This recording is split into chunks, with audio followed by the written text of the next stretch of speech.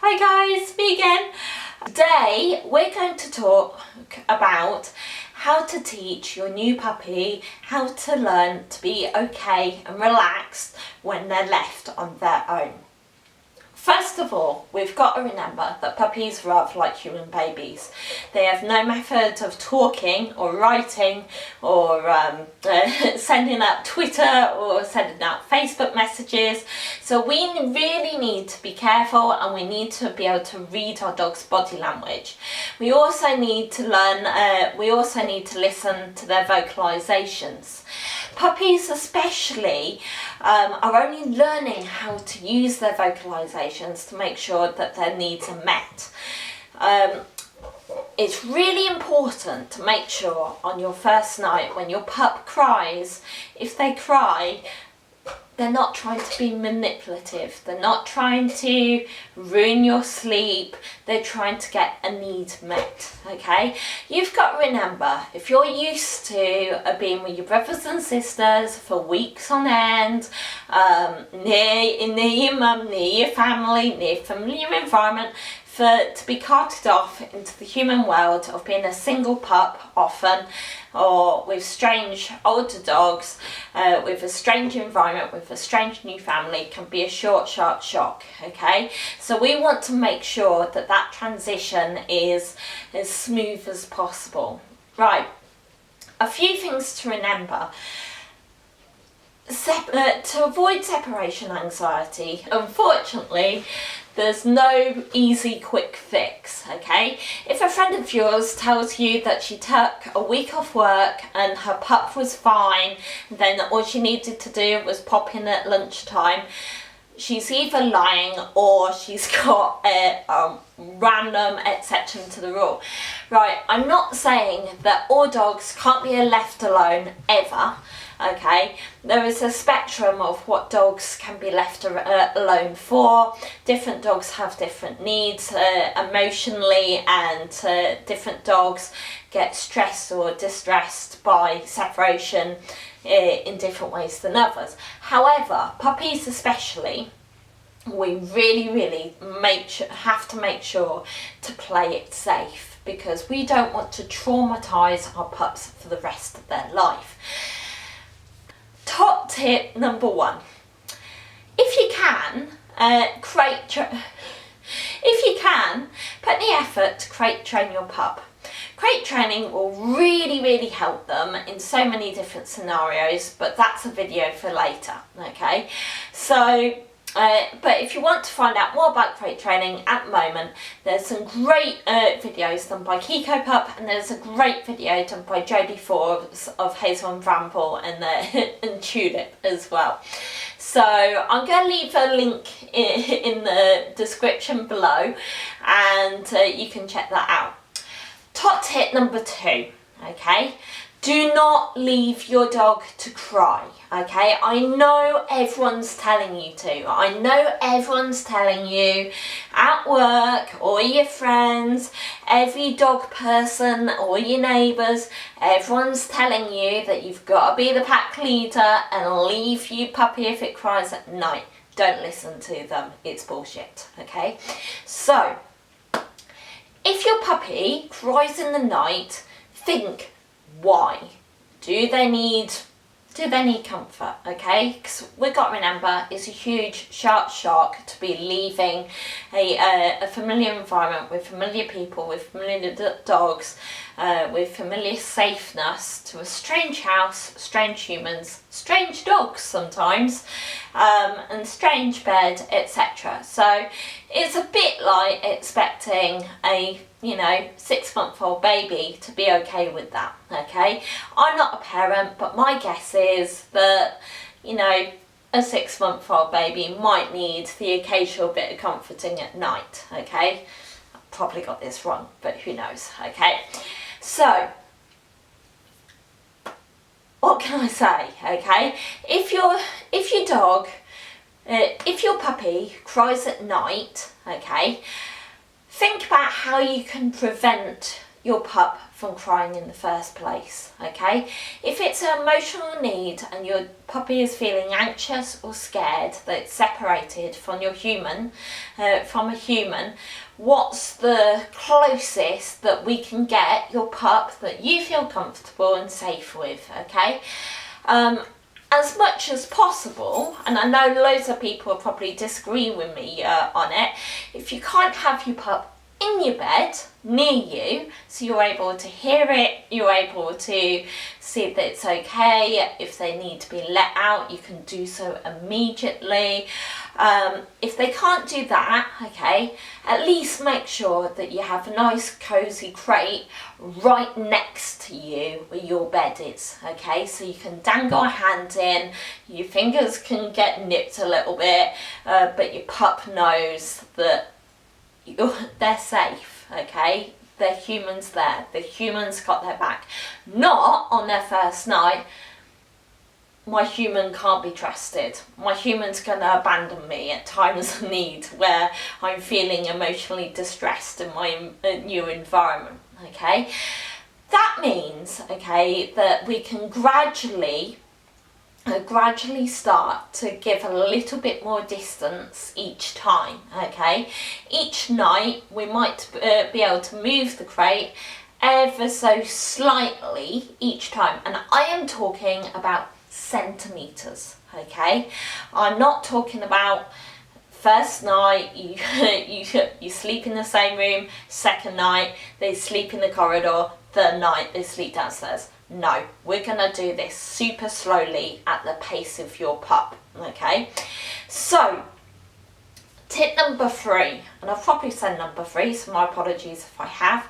Tip number 3, when you're awake and you're both awake, make sure that your pup is rewarded for taking time out into the crate by themselves, okay?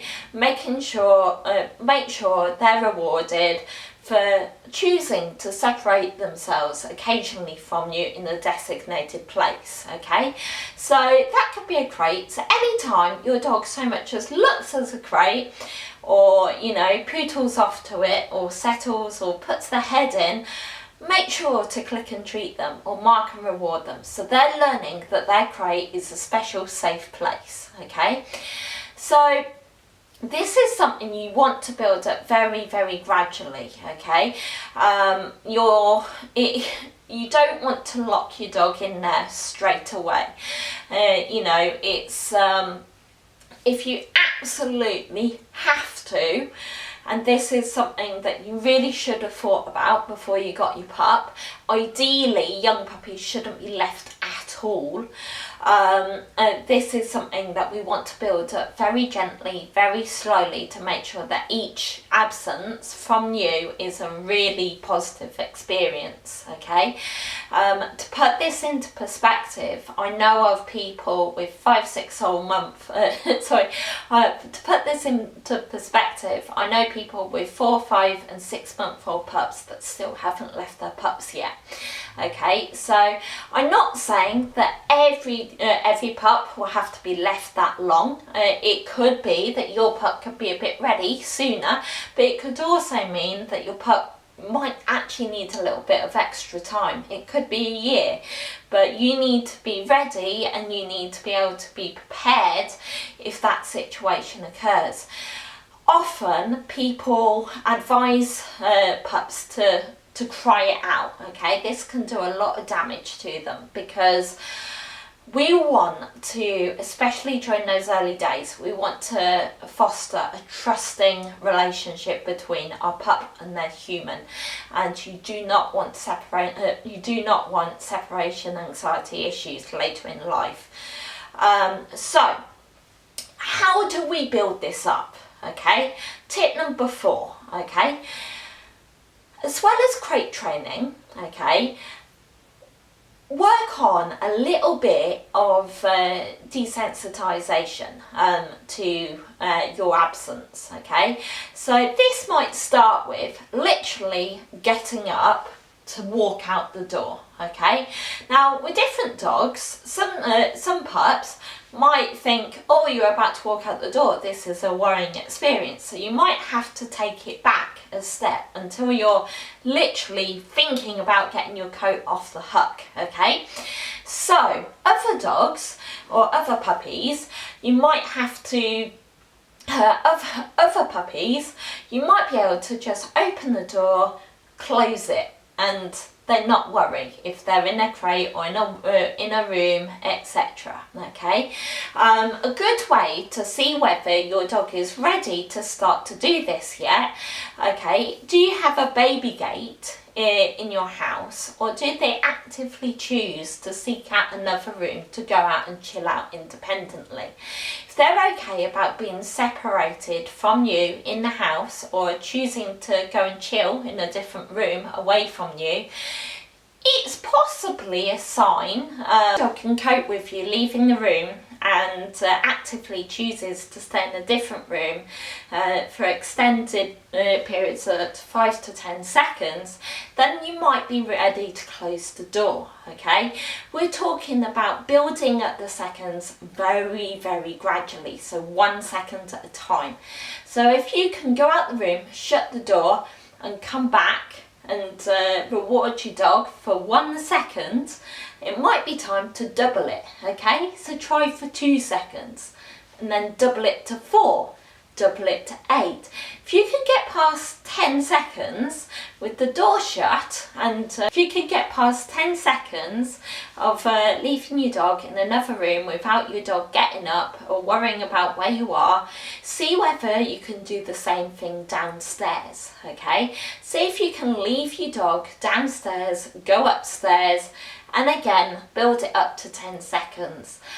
Once you built it up to 10 seconds with just going in, waiting for your dog to chill, as soon as they're chilled, you leave the room, 1 second, come back in, yes, reward. If they're okay about being left with the door shut, then it's time to try it upstairs. If you can get to the point where your dog can be left for 30 seconds to 1 minute with you upstairs, it might be time to see if you can leave the house for up to 30 seconds. So again, you want to build that up very slowly. Don't try to do 30 seconds straight away. Try 1 second. Try just going outside, opening the door, shutting the door, coming back in, and immediately going to reward your dog. Try again and double it, 2 seconds, okay? And then double it again, 4 seconds. If you can get up to 1 minute, leaving your dog as you walk out your house, okay, you might be able to start, say, trips of 1 to 2 minutes out the house, okay? So I'm literally talking about walking to the end of your street, okay? Assuming that you have a small street. If you don't have a small street, I would walk to the top and back of your drive a couple of times, okay?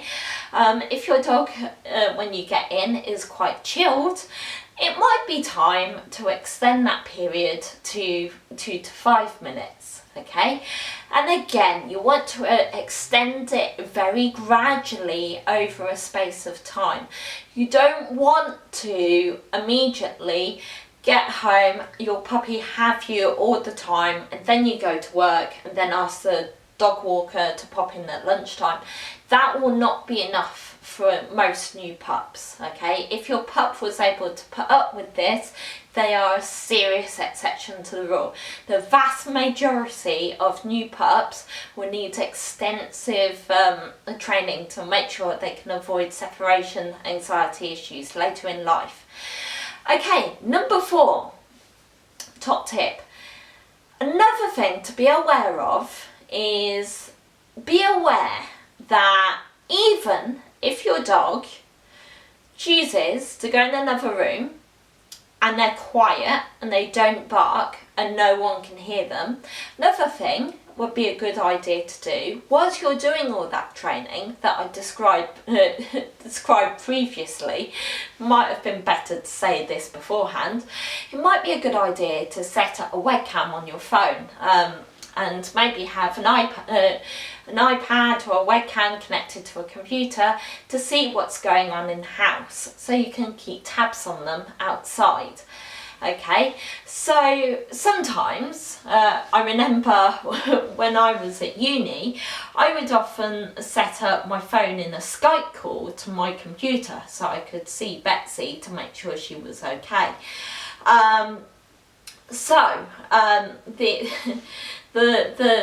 The fourth top tip that I was about to give you is just be aware, if your dog is quiet and you just can't hear them, that doesn't necessarily they're happy about being left. A good way to test this is to leave some food puzzle toys out. Okay, if they take the food and obviously eat it, that's a pretty good sign that they're not so stressed they can't eat, and they're able to enjoy that toy.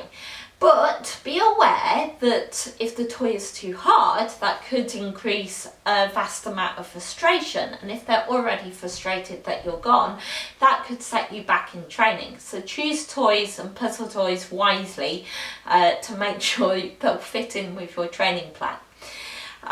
So this leads me on to the last and final top tip, okay? Kongs, treat seeking mats, puzzle toys, etc. are all great tools to manage and to try to prevent separation anxiety, but they won't do your training for you, okay? If in an emergency you have to go somewhere and maybe there's a delay in someone being able to come and look after your dog, these are great things. Kongs are great things to have in the freezer with kibble or with cream cheese or banana or whatever, just until someone gets to the house. With any luck, if you've already done the training, hopefully your pup will be fine in an emergency if someone comes to check on them. However, we don't want to do this from the very start. We want to make sure our pup has a good, trustworthy relationship with their human, and understands that if they are anxious or they're scared or they're worried, that they can depend on the human to make things right, okay? Because the last thing that anyone wants to come back to is a distressed dog, loads of destruction, with wheeze and poos on the carpet, and you know, no one wants that. So trust me, trust me, trust me.